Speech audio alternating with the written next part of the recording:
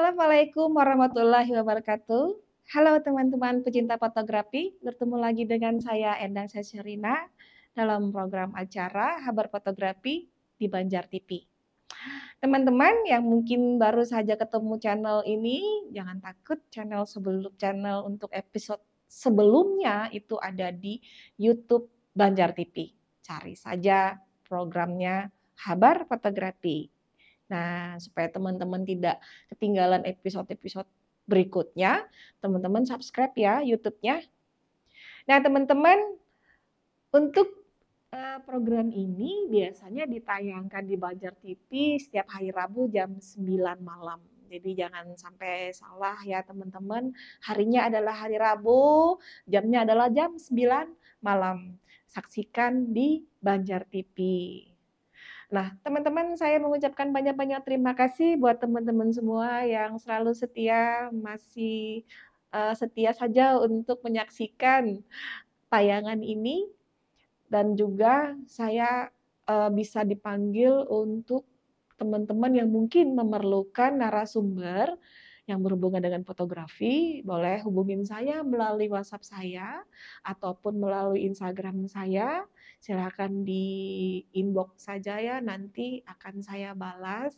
Terus teman-teman juga bisa menayangkan pertanyaan-pertanyaan melalui WhatsApp saya boleh juga melalui Instagram saya, kirimkan saja. Nanti saya akan coba menjawab pertanyaan dari teman-teman dan juga kalau memungkinkan kita akan tayangkan episode berikutnya ya untuk menjawab pertanyaan-pertanyaan dari teman-teman. Baik teman-teman, saya kali ini akan men-sharing beberapa tips buat teman-teman terutama yang menjadi konten kreator ya. Karena seorang konten kreator itu biasanya tidak lepas dengan urusannya fotografi, bahkan juga videografi ya. Jadi teman-teman konten kreator ini sangat sangat penting agar hasil dari foto dari teman-teman konten kreator ini menjadi lebih maksimal lagi dan akhirnya apa yang dia tayangkan akan disaksikan banyak orang. Baik, kita simak bersama-sama ya.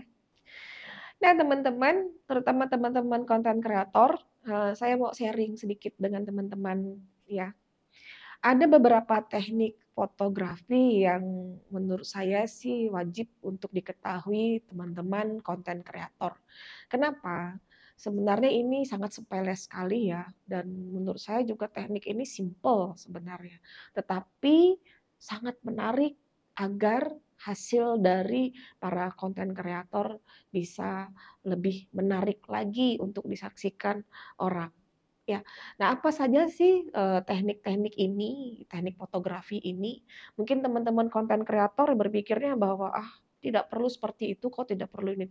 Eee, Tidak sih menurut saya ini perlu sebagai menambah menambah ya, menambah variatif maupun variasi, bahkan juga mungkin nanti teman-teman akan menjadi seorang konten kreator yang lebih banyak disaksikan ya konten kreatornya. Oke, apa saja itu? Yang pertama adalah shadow. Shadow ini, teknik shadow fotografi ini sih sebenarnya simple banget ya dan mudah sekali didapatkan, terutama kalau teman-teman itu mengontennya pada saat matahari yang sedang terik-teriknya. Nah, kenapa sih harus menggunakan teknik shadow ini? Karena dengan kita menggunakan teknik shadow ini, kita akan bermain dengan yang namanya efek-efek dari datangnya cahaya, lalu akan memberikan kesan dramatis eee, dari video kita gitu ya. Nah, saya sih, biasanya menemukan beberapa teman-teman konten kreator yang dia melakukan konten kreatornya itu pasti di tempat yang banyak cahaya gitu ya, mataharinya sedang terik-teriknya gitu. Lalu kenapa tidak kita manfaatkan hal itu, agar foto kita lebih terkesan lebih dramatis gitu ya, atau video kita jadi terkesan lebih dramatis. Gunakan saja pada saat matahari sedang terik-teriknya itu kita cari lokasi yang bisa menimbulkan shadow atau bayangan yang menarik gitu ya. Baik itu shadow-nya ke kita sendiri ataupun ke objek yang mau kita jadikan bahan konten kita. Nah, itu tadi ya. Jadi teman-teman konten kreator, coba gunakan ini. Gunakan teknik ini, teknik shadow atau bayangan.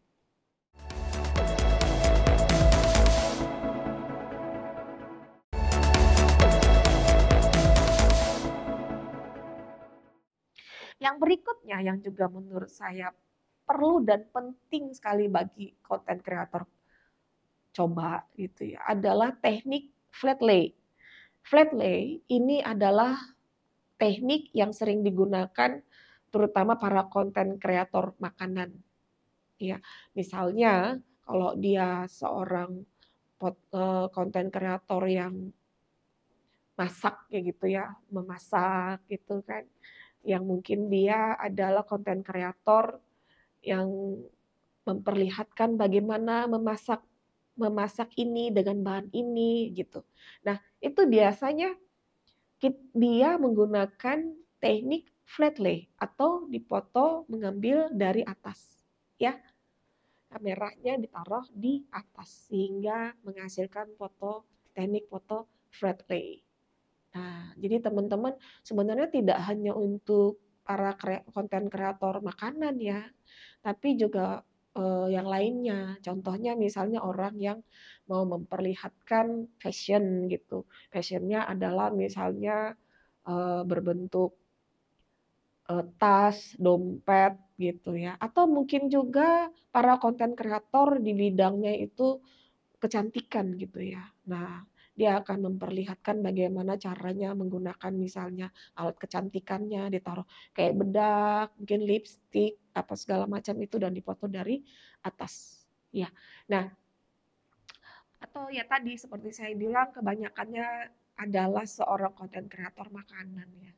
Dia sambil menikmati makanannya gitu ya, tangannya terlihat boleh seperti itu, atau dia sedang memasak, memperagakan cara membuat suatu makanan gitu ya. Nah, jadi teman-teman teknik flat lay ini pasti sering digunakan. Jadi teman-teman yang lain yang mungkin baru pemula jadi konten kreator perlu menggunakan teknik ini ya. Oke, yang berikutnya yang ketiga adalah human interest. Human interest ini adalah teknik yang digunakan konten kreator, tetapi andalannya para jurnalis. Biasanya kalau jurnalis atau wartawan, dia menggunakan human interest. Human interest itu adalah kegiatan, ya, kegiatan orang-orang. Jadi kalau kita bisa, kita sebagai konten kreator, kita menjadi orang yang mungkin saat itu memberitahukan tentang lokasi gitu, lokasi kejadian, lokasi kegiatan gitu ya. Adanya suatu kegiatan, makanya namanya human interest gitu. Kita gunakan itu pada saat orang-orang sedang banyak berkegiatan. Nah, itu adalah teknik human interest, di mana di sana terdapat banyak orang. Artinya kita melakukan ini secara outdoor gitu ya, tidak sendiri di dalam ruangan gitu.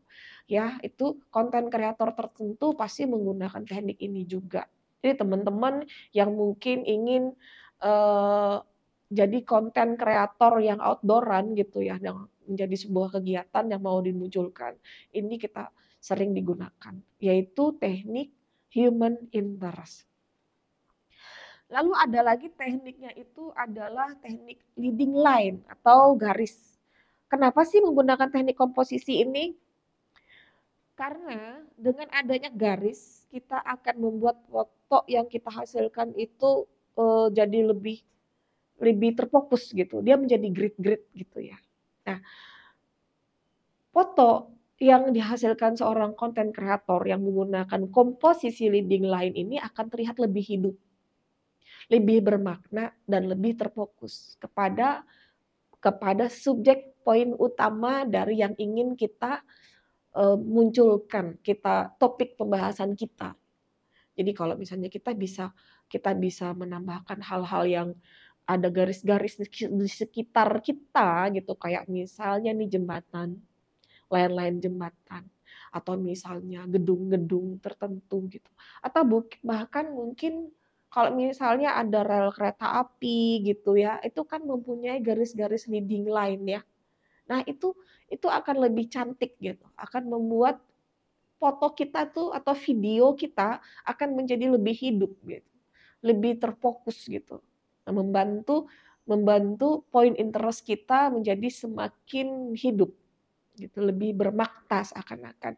Karena dia eh, adanya leading line ini membantu mata orang yang melihat itu semakin menarik melihat ke titik fokus poin kita gitu. Itu secara otomatis ya. Nah, terus apalagi selain di jalanan, nggak mesti harus di outdoor sih sebenarnya leading line ini, kita bisa temukan di kafe-kafe gitu ya.